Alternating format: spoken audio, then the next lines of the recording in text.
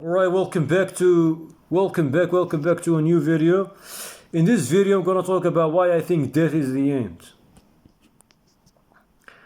Now, this is basically the philosophical debate between physicalism and dualism. I'm a physicalist. Yeah, so the philosophical debate, like whether death is the end or not. I think it's the end. As a physicalist, I believe it is. I can't prove with certainty. It's just something that I believe. I think it's most likely the case. And I'll tell you why. The universe doesn't seem to operate with the supernatural. It seems to obey natural laws. A lot of things that we thought in the past that they are caused by supernatural are just like they were just like a result of. I mean, they were explained by afterward, right? So we thought that they were caused by supernatural gods, like earthquakes, for example, like hurricanes, like rain. But then, like with the progression of science, we found out that they have natural explanations. I mean, a lot of things now, right? So I really think that the attribution of something to the supernatural is just a result of nature ignorance, like our ignorance of how nature works. And this is just what it looks like, the pattern that it looks like, that this universe looks like to be. It looks like it seems to operate under naturalism, to be honest. I don't know, this is still a matter of debate, but I mean, everything seems to function according to physical laws. Everything seems to have an explanation without requiring to supernatural. But anyways, if we talk about quantum fluctuation, for example, the particles popping in and fading out. A lot of I mean, according to a lot of theories, like the quantum theories, they appear to be indeterministic. The quantum events appear to be indeterministic. Yes, they can operate under deterministic variables that are hidden, that are not directly observable. You know, so I mean, the absence of evidence, right, that they are they are deterministic doesn't mean that they aren't deterministic.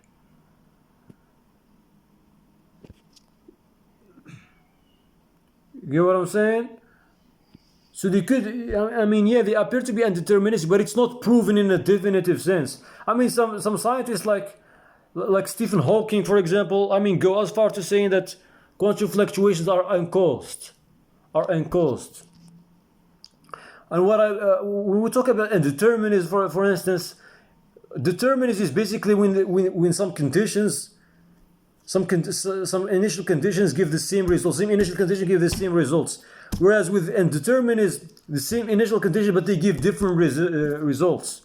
So it's about probability and determinism, right? Whereas determinism is about certainty. Now, if Stephen Hawking, I mean, he's of the ones to believe in a contingent universe, like it exists as a brute fact. It doesn't have a beginning, asking what's before the universe. It's like asking, like, what's north of the North Pole. The universe is the beginning of time. It's what can I say? Yeah, the universe is the beginning of time and space. You know, so it doesn't make sense to ask what's before it.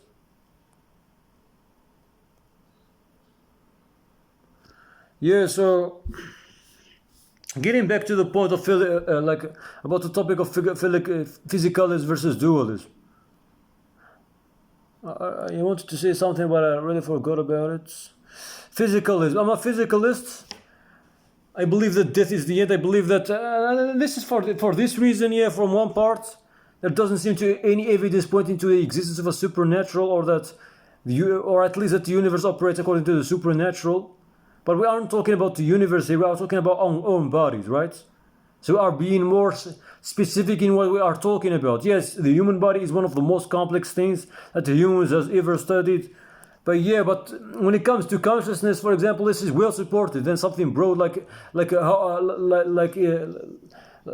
function of the universe or something like that. We are talking about consciousness. I mean, like humans ignore a lot of things about the human body and the universe as a whole, right? But I'm talking about something specific, human consciousness. And there is a lot of evidence suggesting that like consciousness depends heavily on the brain activity, depends heavily on the physical brain. For example, drugs, alcohol, they alter consciousness. So this makes consciousness seems like something fragile, right? And also, like, when people like go into like states like deep sleep or coma, coma even more than deep sleep, it's a situation like where there is a near total absence of brain activity. I mean, in these type of situations, there is a near total absence of consciousness. There is almost no consciousness. This suggests that if there is a total absence of brain activity, it could follow that there is a total absence of consciousness. This is just my hypothesis. I don't see how the consciousness can be non-physical. I mean, if it can be altered so easily. I mean, if these states, I mean, they show a near total absence of consciousness. Of course, people can talk about near-death experiences as evidence against physicalism, that there is an afterlife dualism. I mean, a lot of people who go through these experiences, they report seeing a tunnel. They report like meeting people they know of, you know, say seeing light. They have known of in this earth. But the thing is that that's clinical death. It's not biological death. When the heart stops, like usually stops before the brain. I think the brain like 10 minutes after or so. 10 to 14 minutes or something like that, after the heart stops. And we got like the years, I think, the years also like one of the last things to go. I think the human taste, I think, and vision, they go first, before, not first, but they go way before the ears. A lot of people, like, even when they go blind, you know what I'm saying, everything shuts off, their ears are still working, they still hear you. Yeah, but when we talk about near-death experiences, we are talking about clinical death. It's when the heart stops, not the brain. The brain is still active. It hasn't taken irreversible damage. That's why the person can get back to life. So they haven't truly died. But when we talk about true death, we're talking about biological death, the death of the biological brain. That's what science cannot reverse. That's irreversible damage to the brain, when too many brain functions shut down. Now, this is the problem. I mean, there are, like, I think, laboratories in Germany. I think they designed to freeze, like, I don't know how much they pay for $50,000 or something like that. They're designed to freeze like dead human corpse, so they can revive them when technology advances enough, if that's even a possible thing. You know what I'm saying? So this is their goal, to freeze like dead human bodies and revive them once technology is able to do so. But we don't even know if this is even possible. Like, how can you bring consciousness back? This is the problem. Like, even if you do, like, would that be still remain this, still be the same consciousness? Like, for example, if you use technology, like you use like artificial neurons and all that, like, for example, you reconstruct the brain. If it's typically a different brain, then that would be a different consciousness, right?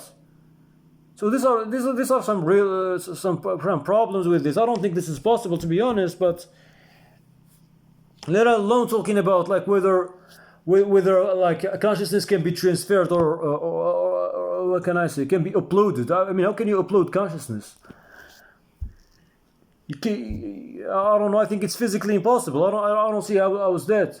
I mean, because consciousness is information. Information may not be might be distorted, right? So how can you take consciousness, like this information? How can you transfer it to another thing, right? How can you upload it digitally, like to another? I mean, it would be better to upload it to a device than to upload it to a biological being, because devices are more resilient. I mean, they can last longer, right? To a computer, for example, than to a dog or something. But like, how can you do this? These are some implications. Maybe we don't understand these things because the technology has not advanced enough for us to, like, to have a clear idea on the path, like how to achieve these things. And even if you do so, like there are still like questions like who are you then? Are you the consciousness that's uploaded? Like does consciousness when you when you upload consciousness, like do you upload a copy or do you upload the consciousness? Do you transfer the consciousness itself or just a copy of it? Because if it's the consciousness itself, then you are no longer the body, right? If we define your identity as consciousness, because even what counts as you, that's a different question here. But this is also a good question. Like, I mean, if it's a copy, then who is you? Like, are you this? Like this copy that's uploaded into the digital device, or are you like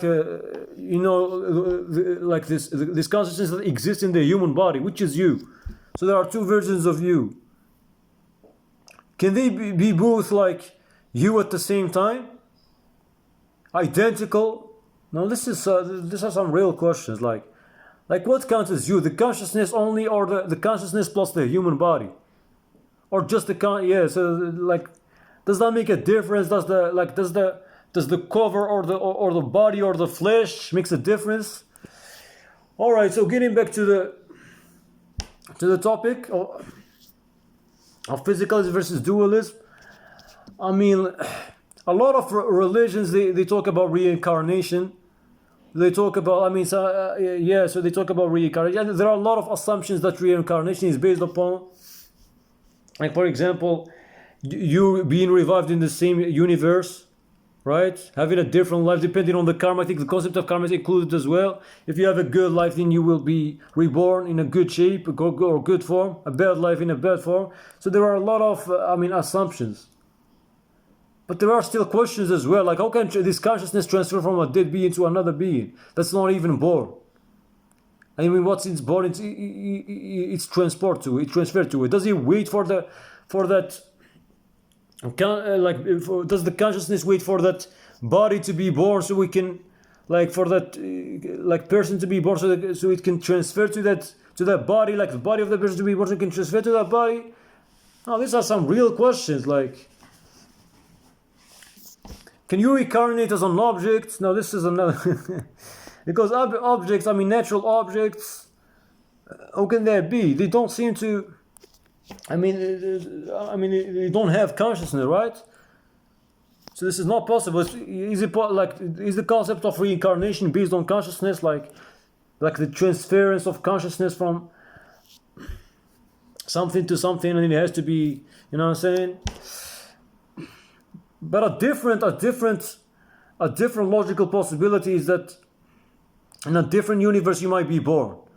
Once you die, you might be born in a different form, or you already existed in a different universe. This relies on less assumptions. You already existed. You had a life, but you died. You are born again, right? But with a different body, with new memories. You don't remember anything. This is unfalsifiable.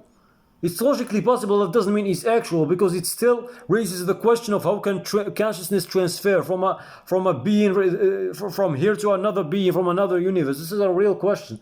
I don't think there is an explanation of how could this be done, and I don't think physical laws allow this. I really don't think this, because they seem to believe that consciousness is physical, right?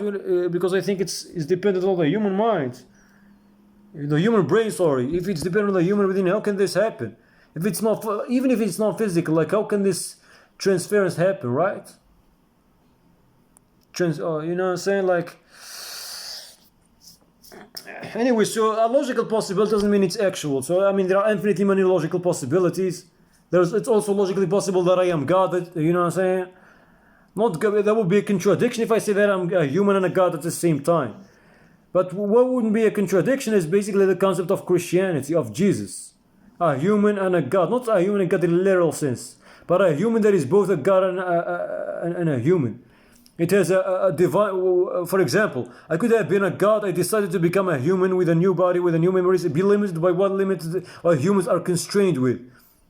while still having a divine nature. So I chose to have, you know what I'm saying, exist. So once I exist, then that means I don't no longer remember, because when I exist, you know, at the moment of existence, I form new memories, I form everything, a new body, new memories. So I don't remember my decision. I exist. I were a god. I chose to be a human. You know what I'm saying? Bound by the same constraints, existing from the very beginning, like, you know what I'm saying, with new memories, with new bodies. So there was no way to remember.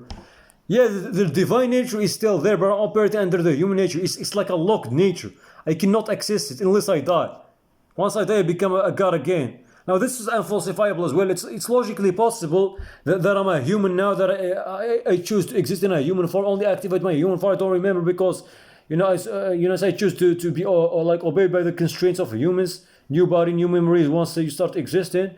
But there is a logical possibility that we return to being a god. I mean, there could be a god in this sense. But anyone can claim this. And since there is no evidence to support any claim, then this could be treated as negligible, because there are many infinitely logical possibilities. And I mean, these possibilities, they cannot be taken seriously unless evidence like favors a particular possibility over other possibilities.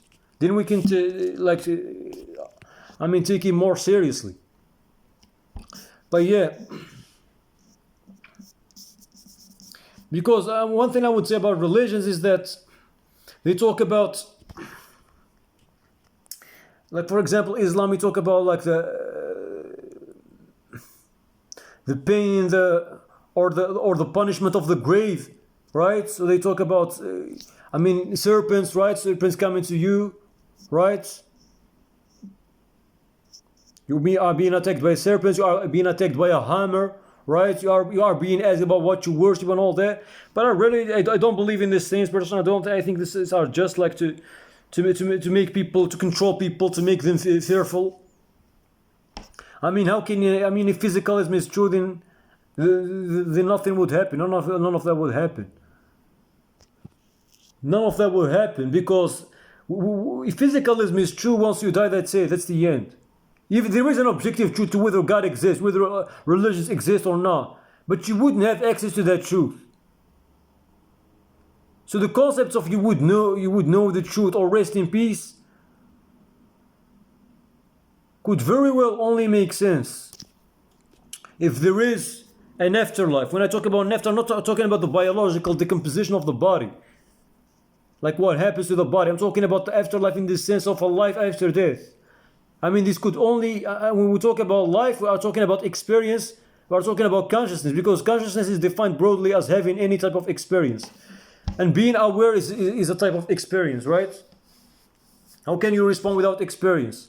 Even if we talk about a non-physical soul, though there is no scientific evidence to support the existence of a soul, I mean, how can a soul respond? I mean, that's consciousness. It has to be conscious, right? I mean, everything with an experience has to be conscious. Just what I think. Yeah, I mean, how can you? So the thing is that how can you have this? How can you be questioned? How can you suffer? I mean, if death is the end, there is no you cannot be relieved either. You cannot live in a peaceful state, because peace and suffering are states of experience. They are based on experience. Right? They are based on experience. So death in this case, if physicalism is true, then death means non-existence. Not the non-existence of the body, because the body is still decomposing slowly, you know what I'm saying? The skull probably remains for 20 years afterwards, after you're dead. I mean, the skin starts first, right? It starts to decompose, then followed by the bones and all that. I know it is, but I'm talking about the consciousness. Your consciousness would cease to exist if physicalism is true. So you wouldn't experience darkness, you wouldn't experience relief, you wouldn't experience suffering.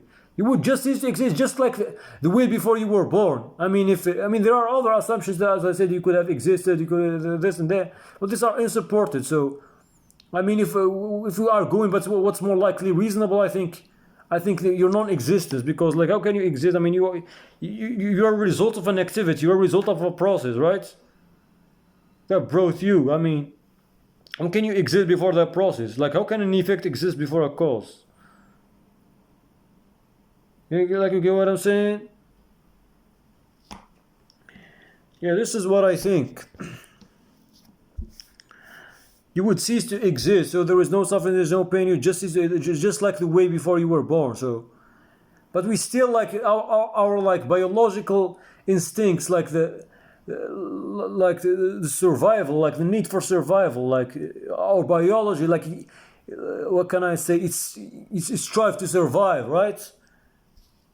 Not the need, but like the desire for survival. It's like it's wired by evolution to survive, like to look to in difficult situation, like it's to look for a way to survive. That's why we fear death. That's why, because like I mean, yeah, because of biological instincts, like say they prevent us from doing anything that's like, so you know what I'm saying, like you know what I'm saying, committing, like you know what I'm saying. I don't want to say the word, but yeah, it's preventing us from doing these things. And we also get like you know what I'm saying, like we don't like thinking about it because of that. Like it reminds us of that it's possible. You know what I'm saying, that would not possible, but that would happen one time, because we know that no one escapes death, right? Every single biological organism will eventually die, whether with the you know what I'm saying, whether by time, whether like by physical natural phenomena, whether by predators, whether by with the death of the physical universe itself. Not the universe ceasing to exist, but it's dead, because that's different. Then mean it's talking about universe completely ceasing to exist. But yeah, what I'm trying to say is that our fear of death has to do with survival instincts, right? Every time we approach a situation, you know what I'm saying, a threatening situation, our survival instincts kick in. We don't want to die, you know what I'm saying? And we know, like, we associate death with, I mean, most of us, like, don't wish, like, a painful death, right? Because we don't like pain. So a lot of people, like, they don't like the process. They are fearful of the process of pain. I'm one of them, you know what I'm saying? Like, so the question is, like, if humans were wired not to feel pain, not to fear, like, not to feel empathy, right? So they can commit anything, right? And their survival instincts, like they don't have, and their like their evolution doesn't favor survival, like that doesn't favor survival. It favors truth, for example. You know what I'm saying? Like we don't lead towards survival. I mean, our instincts doesn't prevent us the way they do now from survival. Like this strong prevention. You know what I'm saying? Like would it be like humans don't feel anything? They don't feel like pain. They don't feel nothing. Like would death really be that much of a problem? Because a lot of like the fear of death has to do with the suffering, has to do with the emotions that bring it, you know what I'm saying? The suffering and everything that it brings, like the emotions that it brings with stress, anxiety, and all that. Because if that like I mean, some people could still want to live, right? But like, would killing like still have the same effect? Like, would people don't like? For example, if someone doesn't feel any fear towards killing, right? Their survival instincts don't kick in threatening situations. So you can just commit the act without them feeling anything. Like, would they still have a problem? Maybe the ambiguity of what's going to happen. But it would more about be like the ambiguity of what's going to happen, or wanting to live more because they enjoy life, not necessarily because of these fears, because these fears are now gone, right? But my point is that these fears, like, they play a big role, like when it comes to the fear of death. Like I mean, yeah. So there is the ambiguity, there is the ambiguity of what's going to happen. So there is these fears, and there is also the suffering, right? These emotions, right? So the fear itself, not the ambiguity, but the fear. You know what I'm saying? Like, what can I say? Like ambiguity, not knowing what's going to happen, but does that cause the fear in itself? Because the fear could be associated with the suffering, right? So inflicted before, like the process. If the process is painful, for example. Right, so it doesn't have to be from the ambiguity. So fear is more like a broad thing. But I would say that the suffering, like if the suffering is gone, if the emotions like the fear emotions are gone, right? So we should talk about more specifically. I mean, if we talk about the emotions of the fear as an emotion, so the emotional fear is gone, right? The suffering is gone. We don't feel nothing, right?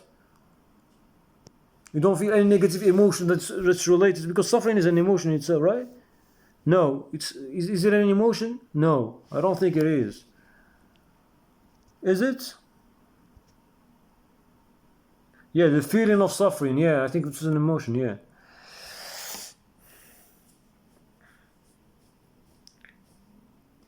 It's also like a broad description. I mean, people could go through a lot, like anxiety, depression. This could suffering, pain. So we tend to include a lot. But if, like, I mean, if suffering is gone, we talk about just suffering. If suffering is gone, then a lot of people would, like, they don't want it, not like they won't have like this, you know, strong desire not to die, like this, you know, I said, this strong, uncontrollable desire not to die. It will be more about the ambiguity. It will be more about, you know, saying not knowing what to expect, because the fear is gone, right? The fear is gone. So we could still have, like, if the fear is gone, I would try to correct my point beforehand, because this is really something that I tend to do a lot, like to correct my stances when I notice a problem with them. If the fear is gone, that means that ambiguity could still exist, but it's not accompanied with fear, so it's just not knowing, right? So this feeling of not knowing may makes them, like, the ambiguity makes prefer like the safer option, which they know, like what, like they are more familiar with, which is the existence, since they exist, right? Their existence is, I mean, they're them living. So it would have to do with this, the ambiguity, and it would have to do with, what can I say, like maybe religion as well, like, but fear is gone, right? So just not wanting to go to a particular bad destiny, like hell and all that, like punishment, hell punishment, for example. Even if they don't feel fear of it, like just the thought of not going there, not wanting to go there, or wanting to spend time more with loved than close ones. Yeah, so there are still reasons why they would prefer this life, but yeah, I think it wouldn't be the same strong desire. Anyways, this video talks about why. I mean, this video talked about why, like, I lean towards physicalism. Of course, this is not proven. There is still metaphysical debate about this thing, right? I mean, the problem is with accessibility. Like, you don't know what's going to happen with after death. Like, people who die, like, they don't return back to tell you what's happening, like what happened to them.